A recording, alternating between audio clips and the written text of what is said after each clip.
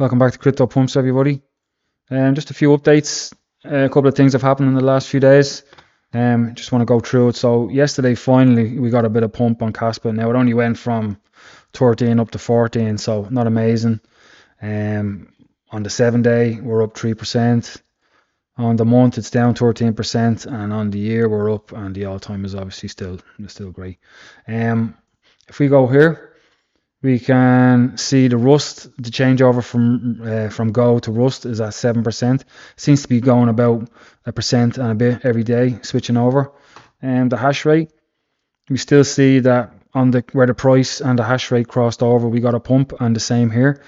And people are still talking about here, we're kind of intersecting now, so some people are expecting a pump at this point if it's to follow this sequence of events that's happened here. So that's a possibility it might happen. And also the hash rate is kind of continually staying above 200 petahash. So that's good. And also we can see the blocks being mined here. They're all Go, but there's a Rusty. There's a one on Rust, so you can see it's slowly moving over to Rusty. All of these will be on Rust eventually, so you'll see less and less Go as it goes along, as it progresses. That was that. Just on the chart here, I just wanted to show you this chart. This is a chart that shows so there's been 3 bull cycles altogether, and we're on the 4th one. So the blue one was the first one. So the blue one, you can see, did a massive, the line here is the halving, the 0. Over here you have the amount of X's that Bitcoin hit during that bull run. And then down here you have the days before the halving and the days after the halving. So it's a great chart to give you some info. But you can see on the blue one, like it reached a 300x for the first bull run. So that was massive. The second one, it went up to 100x. And then the last one went up to about a 20x. So people were expecting, we're on the red one here now at the moment, people were expecting that maybe to do a 10x. But with the ETFs coming in, there's a lot more money flowing into Bitcoin now, so we don't know. It might get up pretty high. But as you can see at the moment, the red one we're on now, and it's up higher than it's ever been before because of the big Bitcoin ETFs, and there's more people are aware of Bitcoin now, and people think this is going to be the biggest one ever. So we don't know what is going to happen when it crosses the halving here. But a few things that we can look at from previous cycles, I went through this in another video. We can figure out when is the best time to buy Bitcoin. If hopefully another bull run's going to come around, and you can, if it works out the same as this, you can see around here where they all kind of bottomed out at the same time. Now we're not really talking about the first one. The first one kind of did its own thing, but cycle 2 and 3 and 4, they all bottomed out around the same area around here, and that worked out as 16 months before the halving. That would have been the best time to buy Bitcoin on the last 2 cycles. So if that continues on the next bull run, I'd be watching that area, maybe buying in there. And what you can also see from this one, again, the first cycle did its own thing, but on the second cycle and the third cycle, they peaked at the same time, about 527 days after the halving. And that works out as 18 months after the halving, which is, for us now this year, is going to be the start of October, maybe the 2nd of October. So I'll be watching September, October like a hawk to see what's going on. I'm watching this chart. But again, some people think when it hits the halving, we're just going to go boom, straight up. But if we zoom in here, you can see on the first cycle, when it hit, like, it went down a little bit, a tiny bit, but that one is just enormous. It just flew up. But on the orange, on the second cycle, you can see it went across the halving. It took a big dump there, and then it accumulated for a bit, and then it started to go up gradually. On the last cycle was the green one, and you can see it took a big dump on the halving. Like, it seems to have gone down right before the halving and back up. And then it went down again and back up, and it's very volatile just after the halving, so it's not going to rocket up. Well, I don't think it is. Maybe with the ETFs, maybe it's going to do something different, but all of these were very volatile after the halving, and it went down, so not to panic.